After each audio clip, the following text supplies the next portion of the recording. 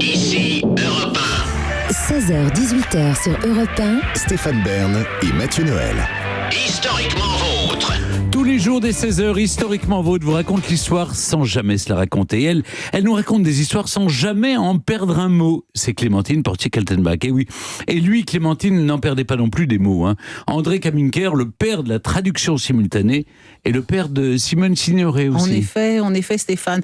Le prestigieux traducteur des grandes séances de l'ONU naissante et puis dans les années 50 du Conseil de l'Europe à Strasbourg, c'était Henri Kaminker. Il est né en 1888 et mort en 1961.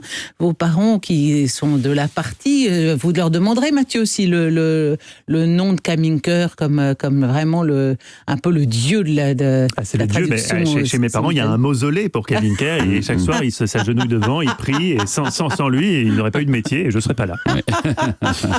En tout cas, Kaminker est né en France de parents polonais, originaires de Cracovie, et il a passé une partie de son enfance à Anvers parce que son père était diamantaire, mais malgré tout, à la majorité, il choisit la France et donc il fait son service militaire dans l'armée française.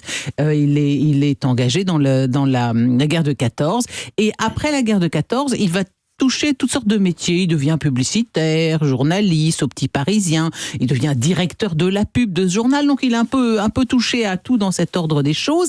Mais grâce à ses connaissances linguistiques, il démarre une carrière d'interprète de conférences. Il connaissait, dit-on, 12 langues. Ah oui, 12 langues, ça vous dit quelque chose. Et il en pratiquait essentiellement 6 pour les besoins de sa profession.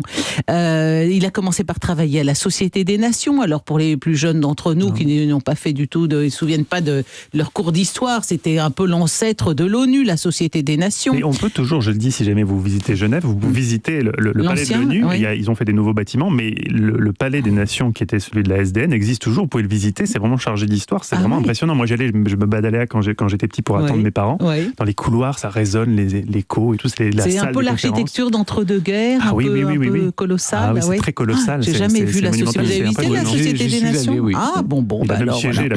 Avis aux amateurs. Bon, alors dans un premier temps, il travaillait pour la Société des Nations, disais-je, pour la Chambre de commerce internationale, et il se met à la radio.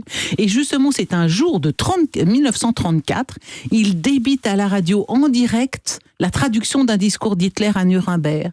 Et donc, ce faisant, ça se pratiquait. Il a inventé la traduction simultanée. Ça se faisait pas du tout avant. À l'époque, on appelait ça l'interprétation consécutive, ce qui était pas mal non plus. Mais c'est-à-dire, on faisait quoi jusque-là ? Je suppose qu'on ne mettait pas le discours en même temps que la traduction par morceau, ou on passait vaguement un peu de discours, mais pas plus, puisque les auditeurs ne le comprenaient pas, et on traduisait tout d'un coup. La nouveauté, c'est de se superposer. De superposer les voix, je suppose. Alors, André Kaminker, il a 3 enfants, dont une fille qui est née en 1921 à Wiesbaden, en Allemagne, Simone, dite Kiki Kaminker, suivie de 2 frères, Alain et Jean-Pierre, nés respectivement 1930 et 1932. Ils ne verront jamais beaucoup leur père, ses enfants, d'abord parce que il n'a pas tellement le sens de la famille d'une part, mais d'autre part, on est quand même en pleine guerre. Il est interprète à l'ambassade de Grande-Bretagne à Paris, et après la débâcle, il se replie à Bordeaux et il rejoint De Gaulle à Londres. Et d'ailleurs, curieusement, dans cette famille Kaminker, on a quand même un truc pour la traduction, parce que son frère, Georges, le frère de Kaminker, est aussi interprète et va aussi prendre le maquis. Pour les forces françaises, Kaminker est le lieutenant Simon. Il sert comme interprète aux côtés du général de Gaulle pendant l'expédition anglo-française à Dakar à l'automne 40. Et puis, il devient la voix de la France libre à la radio depuis Accra, l'actuel Ghana, et ensuite en Martinique. Donc, vraiment une guerre extrêmement courageuse, admirable. Pendant ce temps-là, la famille est restée en France. Ils vont se réfugier en Bretagne, puisque on sait qu'à un moment, Simone Signoret, Kiki Kaminker, est étudiante à Vannes, et elle a pour prof d'histoire Lucie Aubrac. C'est quand même quand 2 grands destins se croisent comme ça. Bon, ils abandonnent leur nom, évidemment. Kaminker, ça fait un peu trop nom juif. Donc ils prennent le nom de leur mère Georgette, et Georgette, elle s'appelle Signoret. Voilà comment naît Simone Signoret. Les petits frères sont baptisés très très rapidement, ostensiblement protestants, histoire de passer un peu inaperçus. Et Simone, elle, se rend à Paris pour gagner un peu d'argent, parce que le père n'étant pas là, il n'y a plus un sou. Et avant de faire des débuts au cinéma, elle est une sorte de sous-secrétaire. Elle est l'assistante de la secrétaire de Jean Luchaire. Et Jean Luchaire, c'est le père d'une de ses anciennes copines de classe, mais il est aussi et surtout le patron des Nouveaux Temps, le quotidien du soir de la presse collaborationniste. Et pour lui, Simone, elle tape quelques courriers, elle prend des appels téléphoniques, mais enfin, elle travaille pour un homme qui est un collaborateur vraiment convaincu. À la Libération, Monsieur Kaminker, lui, ne retrouve pas le chemin de la maison. C'était les vertus familiales et le domicile adoré, c'était pas son truc. Mais Simone va quand même faire pression sur lui pour qu'il vienne témoigner au procès de Luchaire.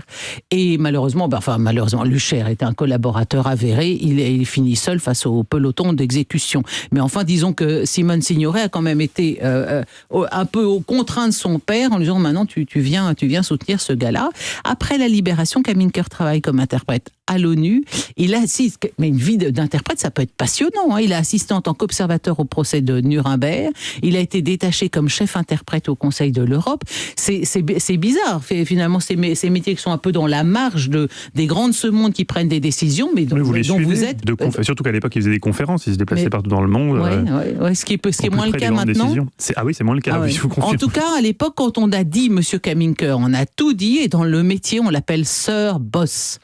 Et curieux destin de cette famille, tandis que son père poursuit sa carrière d'interprète traduisant goguenard et flegmatique les saillies des plénipotentiaires soviétiques, sa fille, Simone, s'allie à une famille de fervents militants communistes, les Montants, et elle rejoindra les rangs des compagnons de route du PCF. Et du coup, côté Signoret, on a plutôt été dans le cinéma et l'entertainment, mais côté Kaminker, il y a 4 générations d'interprètes ou de fonctionnaires dans des institutions internationales. Donc vous pourrez vous aussi mettre votre petite bougie sur l'hôtel à Kaminker dans l'appartement de vos parents. Mais je le ferai, je n'y manquerai pas. Merci d'avoir jeté une lumière sur cette profession d'interprète. Inconnu, méconnu.